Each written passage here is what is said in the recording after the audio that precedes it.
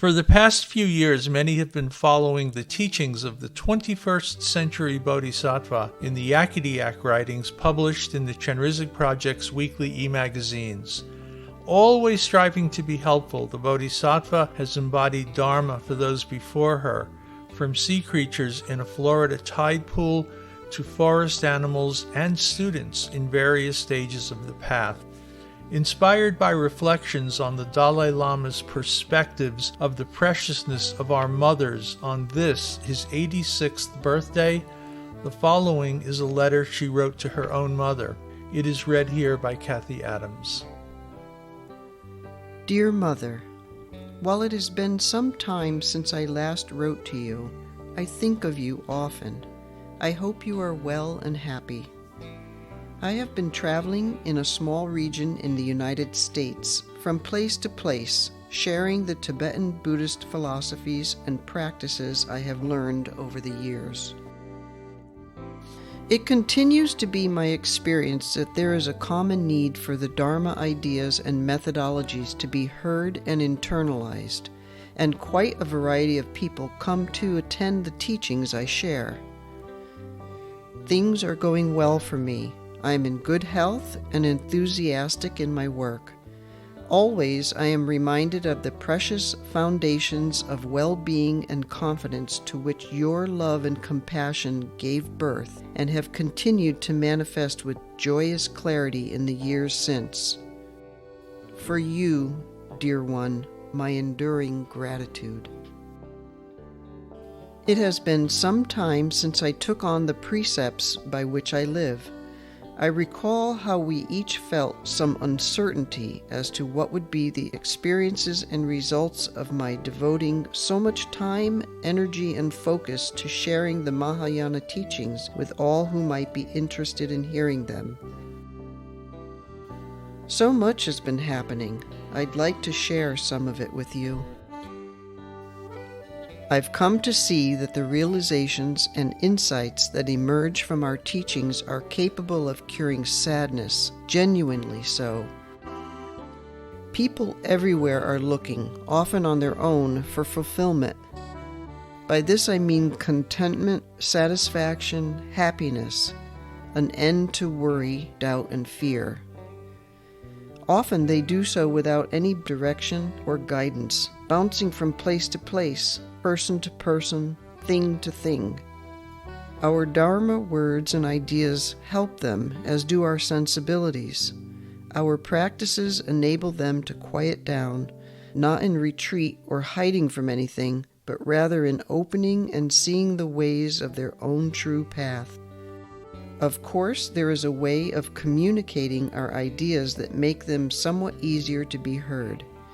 It is said that when the Buddha spoke the Dharma, he did so in a voice that was somewhat between speech and song. This half-singing eased the burden on the listener, allowing the Buddha's words to be easier to absorb. I have yet to develop the ability to skillfully sing while I speak, but I have been working to cultivate methods to communicate with honesty. I do believe that while one's voice need not be traditionally beautiful, it must be sincere. Along with honesty, then quite naturally comes harmony, a warm, gentle voice, confidence, and clarity. There is an unmistakable look one takes on when the teachings are heard and begin to penetrate into the mind. One can almost see a certainty blossoming in the eyes of the listener, a subtle sitting up straighter as keen attention awakens. More and more I see this spark occurring, but one must be ready and willing to open and listen. I've heard it said that the Dharma teachings are like a shy bride. She'll open her veil only if she sees that the onlooker is gentle and compassionate at heart while being pure and available of mind. Mother, I have come to see that there are many moments of realization that occur for students along the path. Each comes in its own way and of its own accord. But what is true of all is that they emerge from the inside. Certainly the word insight applies here. Often it is like this. For years, each of us has accumulated our own personal dictionary in which we come to our own definitions of all the ideas, notions, concepts, and experiences that matter to us. Many of these terms are common to most of us. Things like love or joy or truth. Actually, the list can be quite long. These are very important to us. Often we use them to define what and who we believe we are. And they are well used. At every significant crossroad or turning point in life, we refer to this dictionary of terms, looking for them, applying them, never considering that their premises or contents could or should be questioned. So personally important is this library of self-defining terms, at times many actually consider it to be us. And then, one day, something occurs, is seen or heard or realized, and our precious dictionary is upheaved, no longer relevant. It is taken, thrown away, destroyed. All our personal understandings and definitions need to be recreated, redefined. Everything familiar, everything relating to them has to be unremembered, unlearned. Nothing fits anymore. All of it, no longer gone to, no longer accurate, no longer satisfying, instinctively irrelevant. But instead of being upset or confused, instead of objecting or searching for the old dictionary, we gladly comply with the rebuilding that needs to be done. How can this be? What happened? This is what, for so many, I've seen the Dharma teachings do, and I include myself as well. It is the Buddha and the lineage of teachers that have removed our dictionary of old, outdated definitions, and the brilliance of the Dharma teachings that has redefined them, replete now with the awakened energy of sharing, humility, spirituality, cooperation, skill, love, respect, responsibility, and wisdom. Simple words such as love, kindness, and humility no longer mean what they did. Like creatures molting a tight, confining, no longer growth-allowing shell, we emerge, embracing and growing into new, vaster understandings and perspectives. It is a transition, a transformation, a rebirth of sorts that is impossible to resist once experienced. Nothing to fear or be afraid of. It fills the mind with clarity and confidence. Nuclear is the word one of my teachers, Lama Yeshe, has often used to describe it. I tend to understate this outcome of the Dharma teachings and let others experience it for themselves. But what I do say to students is simple. Understanding and embracing the Dharma enables the curing of sadness. It is the preparing and leading of others to this that is the focus of my work. Mother, I only touch upon what I have come to learn and have begun sharing with those inclined to listen. I still have much work to do in order to be more capable and skillful.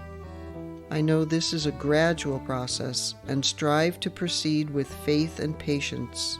Certainly, each moment provides opportunity for learning. Intellectual, imaginative, stimulating, moral, and joyous is this path.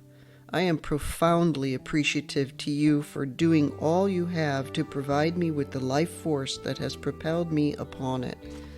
I want to share with you these words from the Dalai Lama.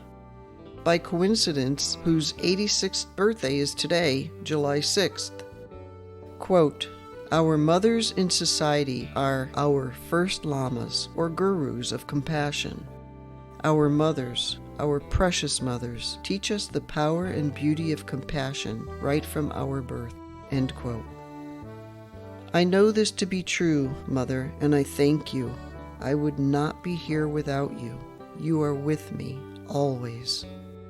With love pure and profound, your daughter. This recording, Dear Mother, was written by Mark Winwood.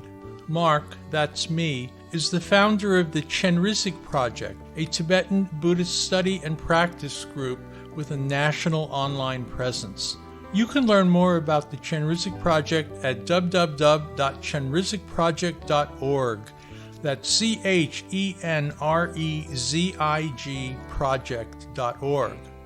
Our accompanying music, titled Until Then, was composed by the San Francisco Bay Area musician Bobby Vega and appears on his 2006 album Down the Road.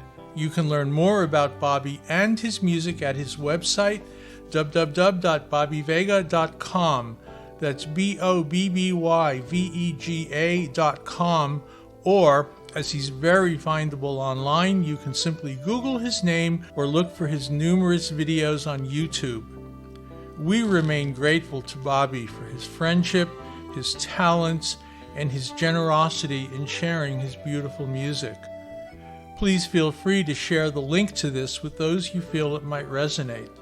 Thank you to Kathy Adams for her role in this recording, and thank you for listening.